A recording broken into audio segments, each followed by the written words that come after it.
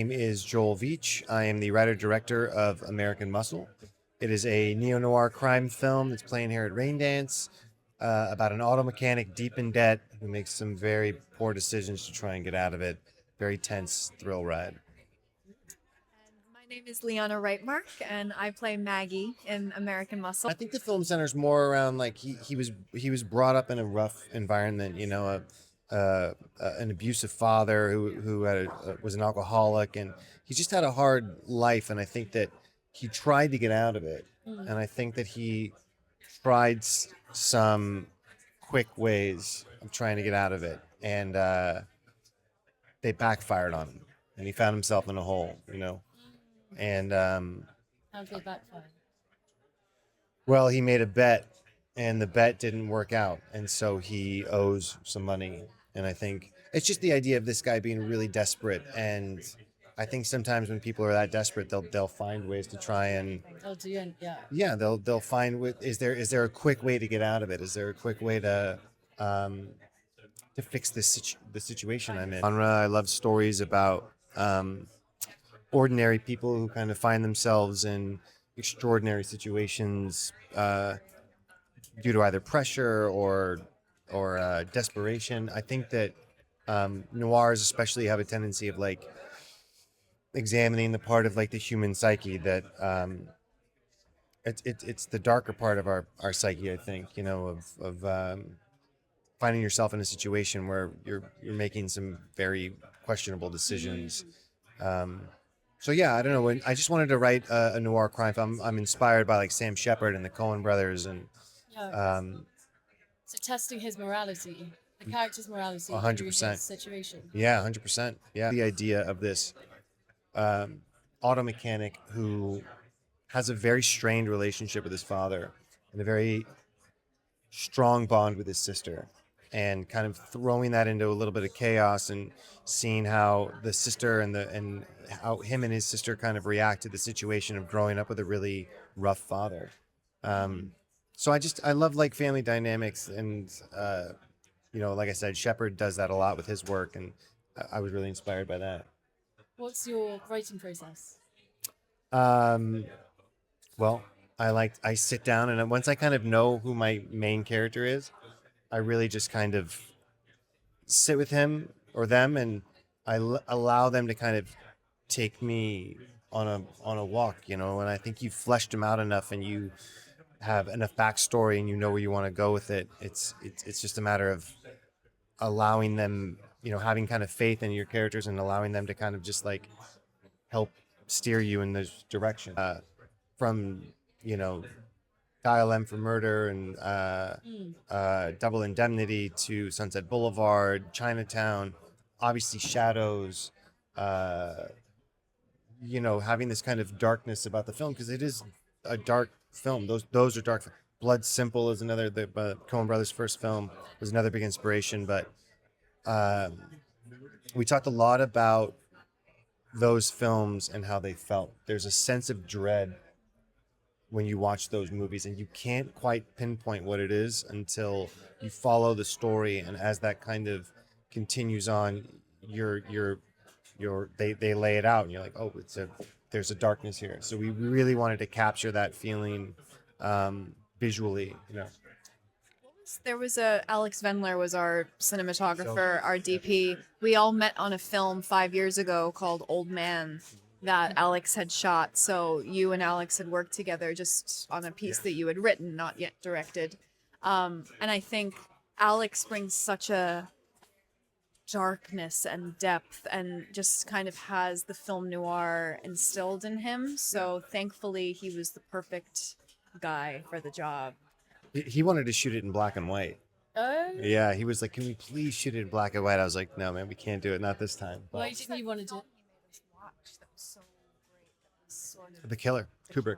Yeah, His Kubrick. first film, yeah. Yeah, Why? so good. Why didn't you want to do it black and white? Um, Because it could have emphasized that Yeah. feeling of dread. I think for me, for a number of reasons. One, they're a hard film to get out into the world. Black and whites are really specific. And I think the story didn't necessarily require or call for a black and white.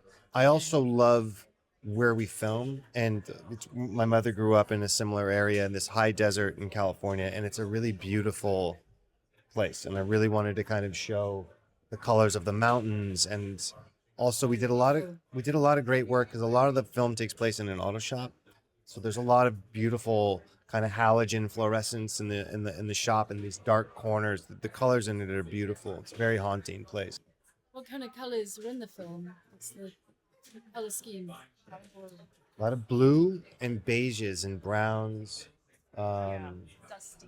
Yeah. Dusty terrain. But yeah, lots of blues. To reflect the nature with the dusty. It was also a theme, actually. Like Maggie and Ray both, but Maggie, you see them young as well, the two kind of main sibling characters.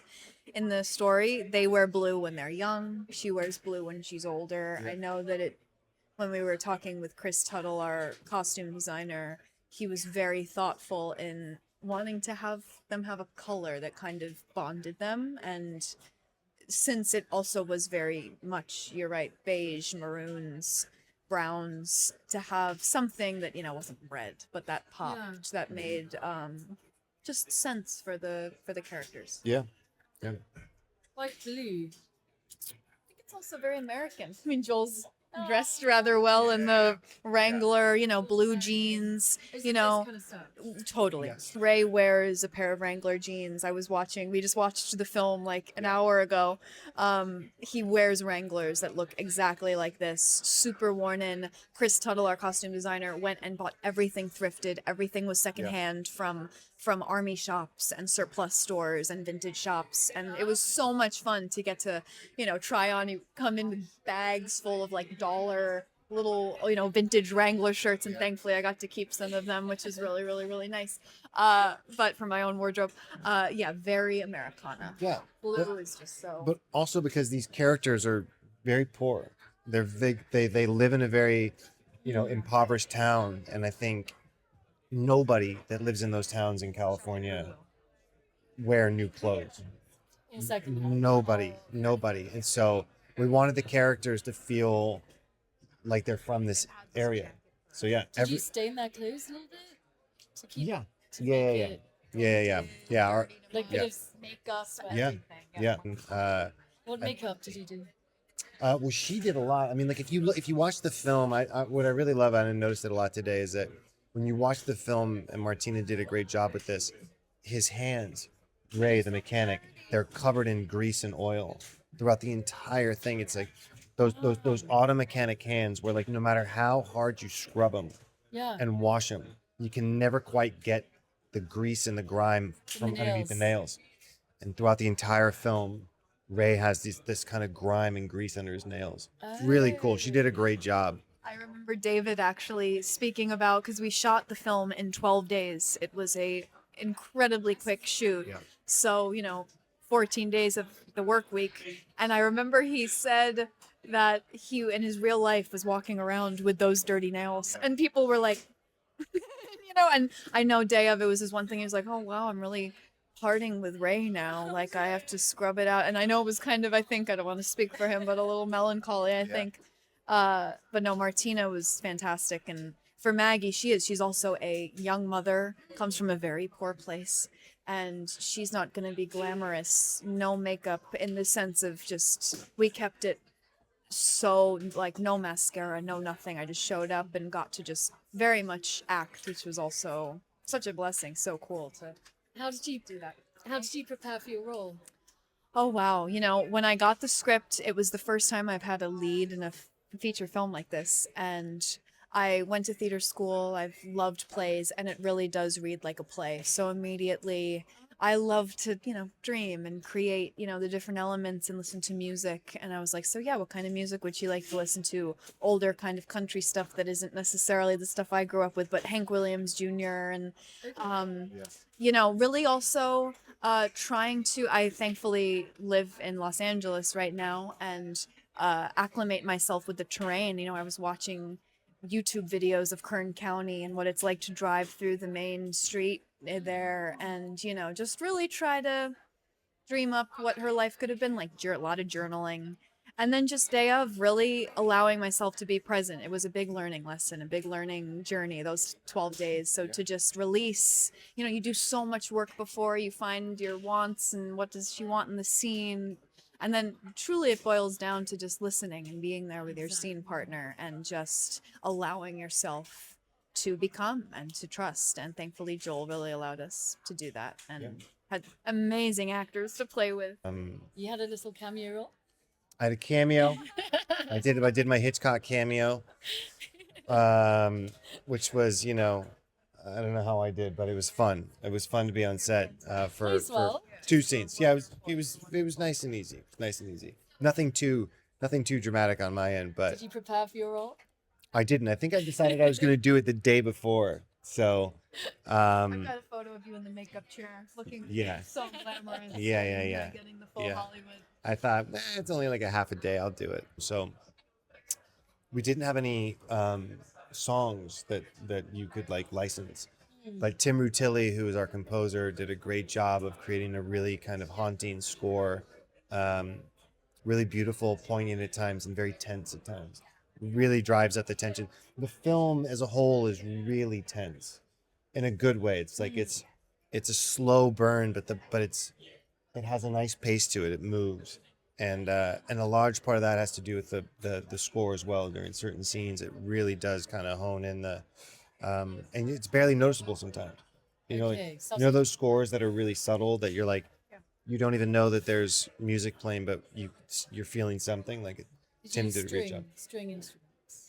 Tim is an incredible like multi-instrumentalist. He's an incredible guitar player, piano. He can play everything.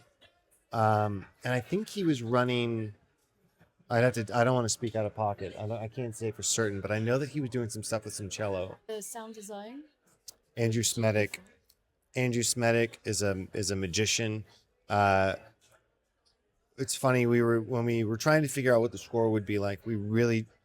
I told Tim, our composer, that I really wanted to be like kind of a Carter Burwell, No Country for Old Men, where you kind of barely hear it, but that it also molds and meshes with the sound design. Because I knew I wanted the sound design to be a really big part of this film, and it is. It really is. And Andrew Smetic, our sound designer, did a great job of creating real dread. How? He's got a whole bunch of techniques and fun little gadgets that he uses, but you can use these tension beds. You build in these tension beds where they're so subtle, and it almost sounds like he's putting in sounds where it's the wind's ricocheting off of these tin panels in the auto shop, and you can hear the wind outside, but then you hear these timpani, like a drum, like running your thumb along a timpani drum. It's really dreadful and tense, and we did a lot of that as well. Sounds It's cool. amazing. Yeah, that's all. There's an art and a science to that. Did you explain? I guess you described what you wanted, and he just understood. Yeah. And created the sounds. Yeah, and when you're watching the film, kind of going back and forth, you're realizing like, right here in this moment when this character enters the frame, we should be really slowly, subtly driving up that tension. Yeah. So that by the time they reach that part of the scene, the audience is like holding their breath. And there's many times in that film, I think that happens. And is the sound design and the music interlaced together? Many moments, yes. And sometimes it's just sound design. Raindance Film Festival. Love London. love Raindance. Elliot and Anna have been amazing. Everybody's been amazing, but like this is such a great festival. It really has like the real spirit of independent film. It really does. You know what I mean? Yeah. You get that sense when you talk to the other filmmakers and the other actors here and the writers, and there's a real camaraderie and solidarity with like everybody here, and support. It's a really special festival. Like I really think it holds a lot of the great ideals of independent filmmaking. It has a lot of the grit. It feels like a really gritty, cool festival. It's just a very cool festival. It's very cool. I mean, it's founded by like the coolest guy ever. So Elliot's like it's on brand. It's very cool. Yeah. Is there a particular message Never take pity on a scoundrel. For That's the real. message. That is the lesson. That's Yeah. the lesson. It's Yeah. the moral of the story.